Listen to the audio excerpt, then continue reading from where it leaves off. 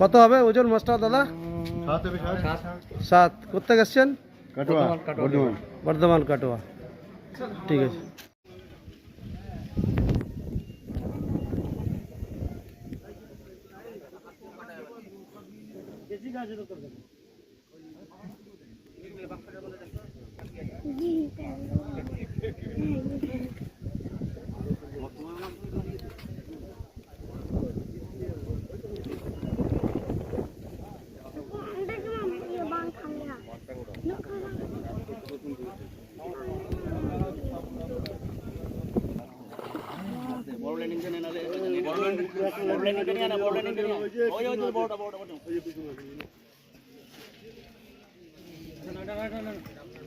কিন্তু ল্যান্ডিং এ তুলবো না, রিং ধরে তুলবো। হ্যাঁ, ঢোকা ঢোকা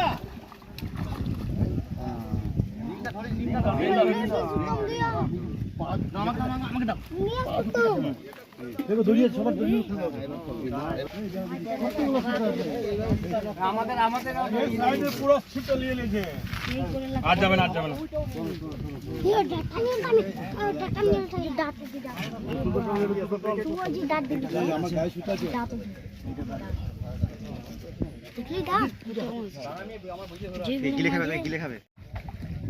আরে ভরেন না, কি করছেন আপনি? কামড়াতে পারবি মাছটাকে, বোকা চোদা।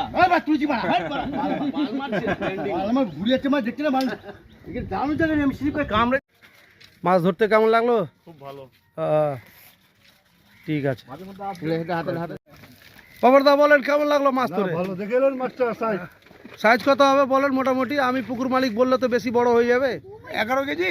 না না, তো 8 কিলো।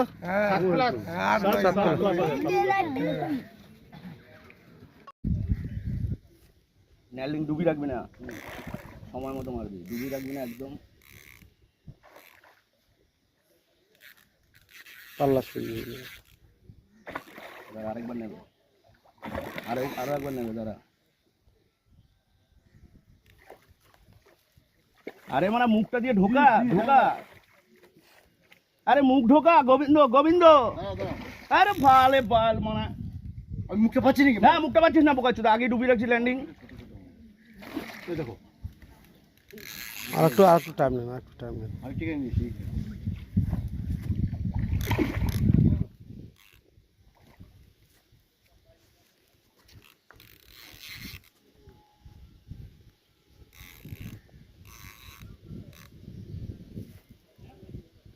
দাঁড়া, ল্যান্ডিং তুলে রাখ। এখন মাছ ভাসেনি। এটা ফট করে গেলে মুশকিল হয়ে যাবে।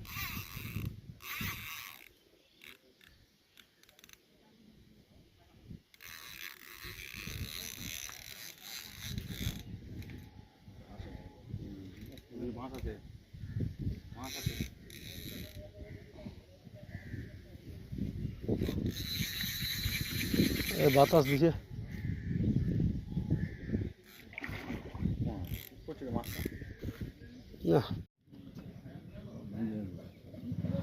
বড় মাছ আছে কিন্তু অপূর্বদা।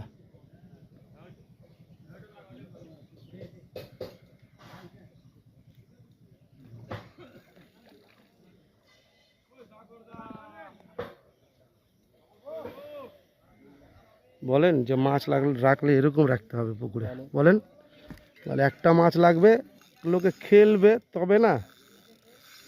500 গ্রামের মাছ, 700 গ্রামের মাছ পুকুরে রাখলে মানুষ বিরক্ত হয়ে যাবে।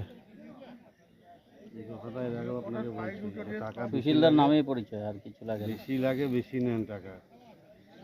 মাছ বড় মাছটা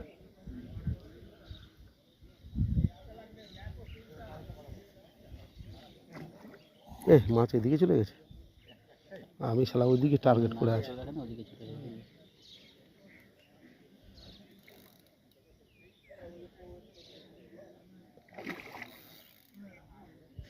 ডাল্লাতে এই মাছটা ধরলে পরে বলতো সোজাই 6 কিলো।